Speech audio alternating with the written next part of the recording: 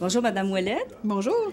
On a ici ce soir la première exposition, on pourrait dire, consacrée à la photographie, parce que les 3 autres précédentes étaient pour des œuvres d'art à l'huile et à l'acrylique ou à l'aquarelle. C'est ça.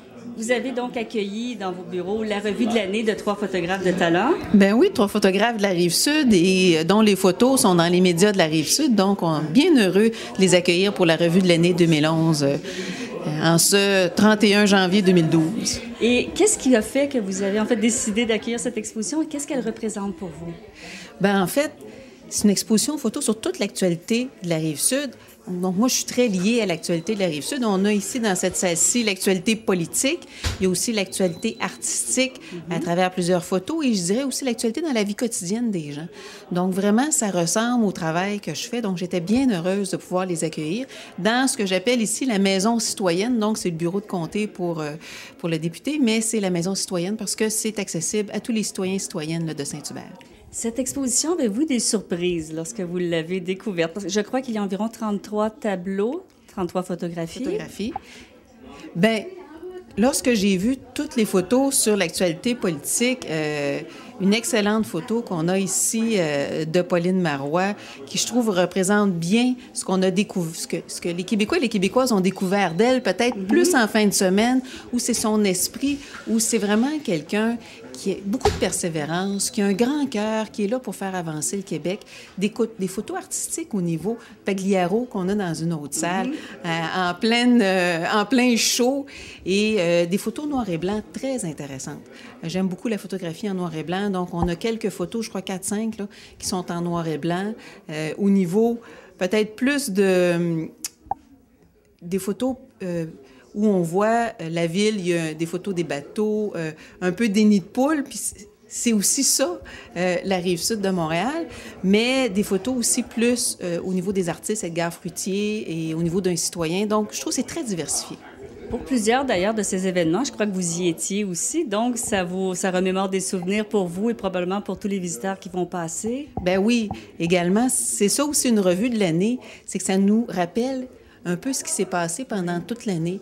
Et une des grandes surprises que j'ai eues, c'est en voyant le Dalai Lama. Donc, moi, je n'avais pas eu connaissance qu'il était venu sur la Rive-Sud, donc à Longueuil, sur le chemin Chambly, juste un peu plus loin. Et au début, quand j'ai vu la photo, je me suis dit « Ah, il y a quelqu'un qui a voyagé. » Puis quand j'ai vu la petite... Non, c'était à Longueuil. Donc, le Dalai Lama est venu ici à Longueuil. Donc, on a accueilli des personnages quand même très prestigieux ici à Longueuil. Et donc, je pense que ça donne aux citoyens et citoyennes qui sont intéressés une belle vision de ce qui s'est passé en 2011. Et comme je l'ai dit un petit peu plus tôt, si les photographes sont intéressés, moi, ça va me faire plaisir de les accueillir à chaque mois de janvier pour qu'ils puissent venir faire la revue de l'année précédente. Donc, ils sont bienvenus en janvier 2013 pour la revue de l'année 2012. C'est déjà un beau cadeau et un rendez-vous aussi pour les gens qui vont venir ici voir la première exposition et probablement les autres subséquentes pour les revues de l'année. Et en terminant, Madame Ouellette, je voulais savoir votre coup de cœur ou vos coups de cœur, peut-être qu'il y en a plus qu'un. Oh, écoutez, c'est difficile à dire. Je dois vous avouer que les 2 photos en noir et blanc qui sont dans l'autre pièce, où on voit un bateau dans le canal, la voie maritime, qui est complètement à l'envers, dans le sens de travers du canal. Très mal pris. Très mal pris. Donc, j'ai demandé pourquoi. C'est parce qu'il était en panne, donc il a dérivé un peu beaucoup. Et l'autre photo sur les nids de poules, la façon dont elles sont prises, je trouve que c'est très vif.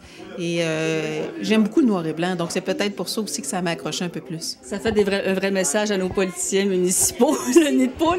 On se rend pas compte, mais les photos sont aussi, autant souvent que les articles, un médium d'information et porteur, je dirais, d'autant de messages souvent que les articles.